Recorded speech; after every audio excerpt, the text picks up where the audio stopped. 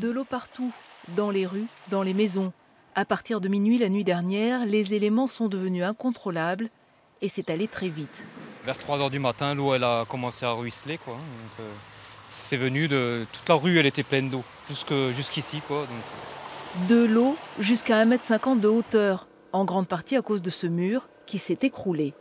C'est le mur d'enceinte de l'établissement matériel, donc les militaires. Il a fait un peu digue et au moment où il a lâché, ça a créé une vague qui a encore envahi le bas village. Cette vague, lui, l'a vu arriver en pleine nuit. Son garage sous des trompes d'eau, à l'intérieur, chaudière, voiture, congélateur. Il n'y a rien à faire. Ah non, tout est foutu. Hein. Un torrent qui a tout raviné, provoquant un affaissement de terrain sous la voie de chemin de fer, emportant les ballasts.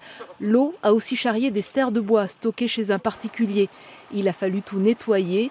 En attendant, plus de trains sur cette ligne qui va de Molsheim à Rotto.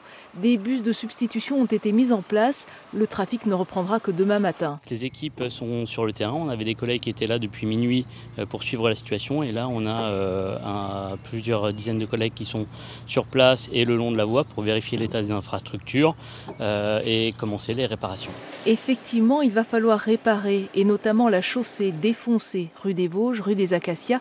Les habitants n'ont pas souvenir d'un épisode aussi dévastateur. Il y a une double cause. Une cause d'une part de la Bruche qui a monté dans la vallée, donc une inondation de la Bruche.